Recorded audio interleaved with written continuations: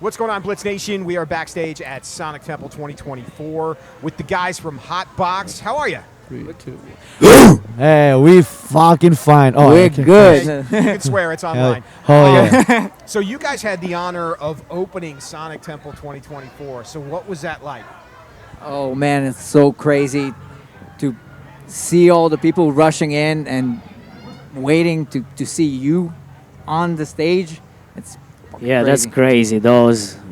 Those people with the ski mask also. That was a pretty crazy experience for me. Now, be honest. In the sun, the ski mask, it's hot, right? You're dying? Yeah, it's pretty hot. But we, I mean, like, we used to it, man. get We're used from to it. Israel, man. We used to the sun and everything. We used to, like, play shows in underground where there's no air.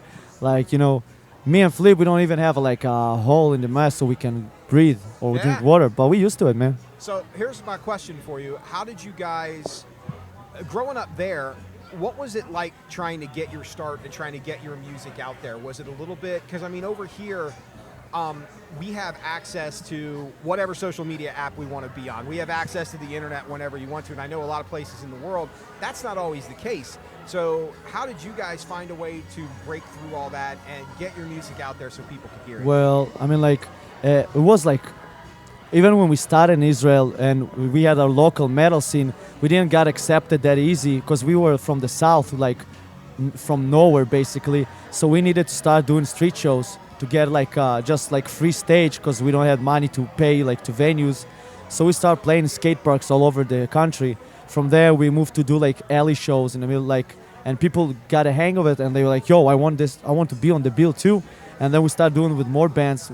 After that, we started doing our own festivals. And only then, after we did like at least 2 or 3 festivals, we got our name like to the scene and people started inviting us. So even before the US thing that you say you have everything, in Israel was the beginning was hard. We actually bought like a generator, a van, and like music equipment, like drums and everything, and start performing.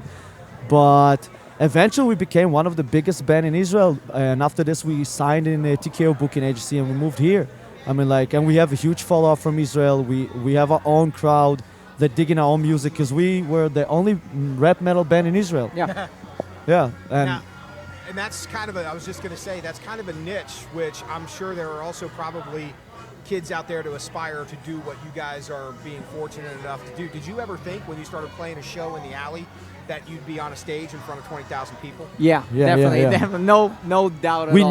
we Yeah, knew this sure. day will come. And now we know better days will come because it happening like that.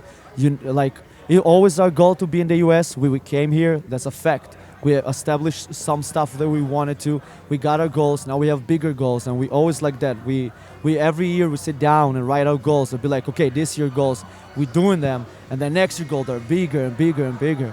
Now, what were some of the influences you had? Because I'm guessing in your part of the world, you know, a rock, metal, rap band is probably not the most common thing you're going to find out there. Not at all. How did you guys decide that, okay, this is the lane we're going to go down, this is what we're going to do? Well, We just grew up on it, basically. Yeah, it's the music that we like, you know. I mean, eventually everybody have MTV kind of thing when Yeah. we were kids, you know, and Limp We're Bizkit growing were up, big, YouTube and Eminem, everything. Yeah. Yeah.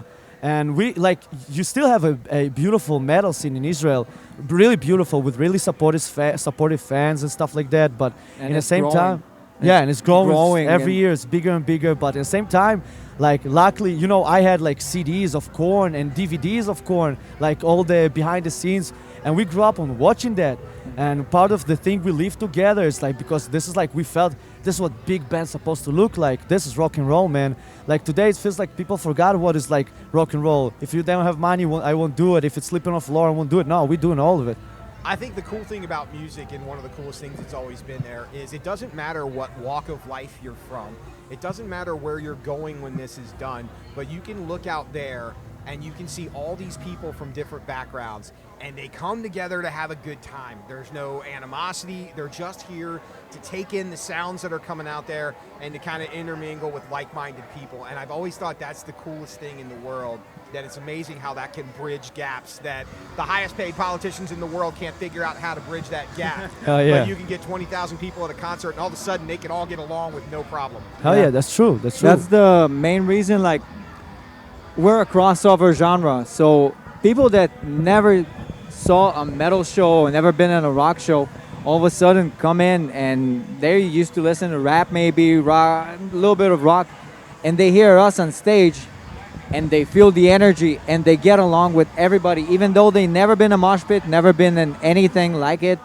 And the fact that we wear masks just gives it a little bit of different feeling, because it doesn't matter who's under the mask. You could get along with anybody. It doesn't matter. Absolutely. You don't know. There's a lot of bands on this build, by the way, that are okay with the mask. There's a little band called Slipknot that's going to headline on Sunday night. They're kind of famous for the mask. Yeah, kind of famous. I never heard about them. Yeah, They're an interesting. up-and-coming band. Yeah. But, Love so when them. you guys got to the States, what's the thing you were most excited about being here? What's the most exciting about? Sorry. What's the most exciting thing you guys found about being over here in the United States? I mean, like, it's just, we kind of knew what, like, we want from the US, but, like, excited. We got really got to those two festivals. We did, like, Welcome to Rockville and Sonic Temple, but we just got the understanding already that everything is possible here. We're not shocked what's going on because we work hard for that, but, like, we happy and grateful for that. That's a different thing. But we, like, the thing that shock us is, like, it's different from Israel because everything is big. That's it. Like, everything from, like, you know, I don't know, from like the regular stuff that you used to, like, I don't know, grocery shops to different, the other stuff, they're just big and huge.